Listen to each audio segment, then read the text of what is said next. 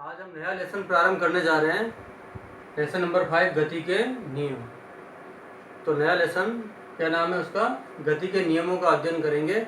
और गति के नियमों से सबसे पहले बल क्या होता है वापस अध्ययन करेंगे, बल के बारे में। और बल के साथ साथ केंद्रीय बल क्या होता है, संरक्षित और असंरक्षित बल क्या होते हैं। उसके बाद जड़त्व का अध्ययन करेंगे, गति के नियमों का अध्ययन करेंगे। तो सबसे पहले जानना अनिवार्य है बल के बारे में, जो शुरू से उसका अध्ययन करते आ रहे हैं, लेकिन इसके बारे में अध्ययन करना इस लेसन में आवश्यक है। तो सबसे पहले बल के बारे में अध्ययन करें, जो पूर्व की क्लासों से अध्ययन करते आ रहे हैं, इस क्लास में भी अध्ययन किया है।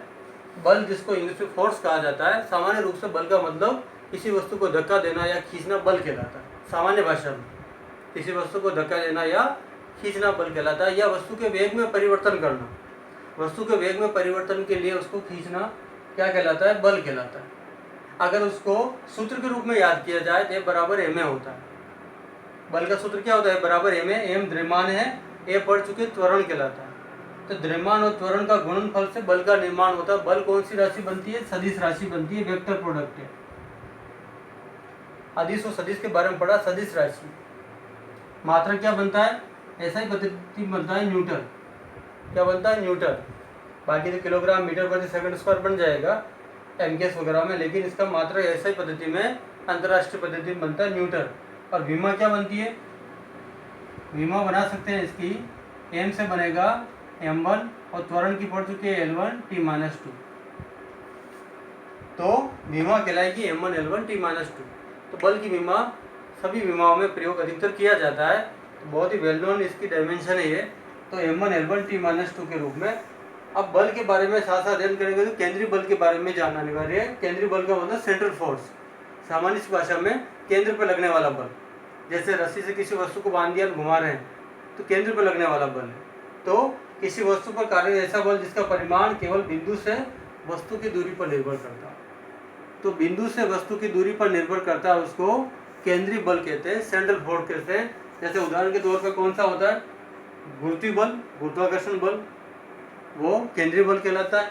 अभिकेंद्रीय बल जो केंद्र पे लगता है, जैसे किसी वस्तु को रस्सी से बांध के घुमाया जा रहा है तो अभिकेंद्रीय बल। स्थिर विद्युत बल भी केंद्रीय बल के अंतर्गत माना जाता है। और केंद्रीय बल जो होते हैं वो संरक्षित बल होते हैं अधिकतर।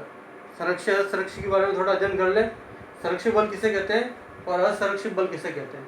तो ये जो केंद्रीय बल है ये सभी संरक्षित बल भी कहलाते हैं। संरक्षित बल का मतलब जैसे कोई कण गति कर रहा है ए से बी तक, ये 3 पथ है, ए से बी तक पहुंचने के 3 मार्ग हैं।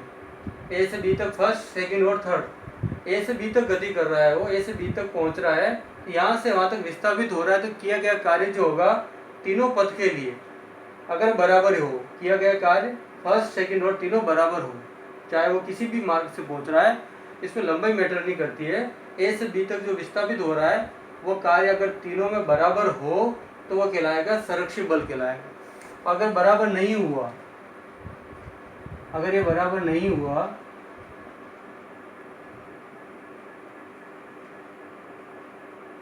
हुआ इसका मतलब ये बराबर करके काटा जाता है, इसको कहते हैं नॉट इक्वल टू, बराबर नहीं है। ये तो बराबर है तो ये संरक्षित बल। अगर वस्तु ए तक बी तक विस्थापित हो रही है और तीनों पथ में किया गया कार्य बराबर हो तो वह संरक्षित बल कहलाएगा। बराबर नहीं हो तो वह असंरक्षित बल कहलाएगा। कुल मिला के 3 परिभाषा है एक तरह से, 1, 2 और 3। अगर इनका परिमाण अगर शून्य हो तो वह संरक्षित बल कहलाएगा। और अगर परिमाण शून्य नहीं हो, अगर परिमाण इनका शून्य नहीं हो तो वह असंरक्षित बल कहलाएगा। अब वस्तु ए से बी तक गई, बी से वापस ए तक आई, तो अगर इनकी गतिज ऊर्जा का मान नियत रहता है तो वह संरक्षित बल कहलाएगा। अगर पूर्ण चक्र के पश्चात गतिज ऊर्जा नियत रहती है, गतिज ऊर्जा का मान परिवर्तित नहीं होता तो वह संरक्षित कहलाएगा। और गतिज ऊर्जा नियत नहीं रहती है तो वह असंरक्षित बल कहलाएगा। असंरक्षित बल कौन से होते हैं इस लेसन में अध्ययन करेंगे। घर्षण बल है ना, आगे श्यान बल का भी अध्ययन किया जाएगा, घर्षण बल का अध्ययन इस लेसन में किया जाएगा। तो घर्षण बल का अध्ययन किया जाएगा तो वह असंरक्षित बल कहलाता है। बाकी जो बल होंगे अभिकेंद्रीय, गुरुत्वीय, स्थिर विद्युत, ये केंद्रीय बल कहलाते हैं। तो सामान्य रूप से अध्ययन किया बल के बारे में।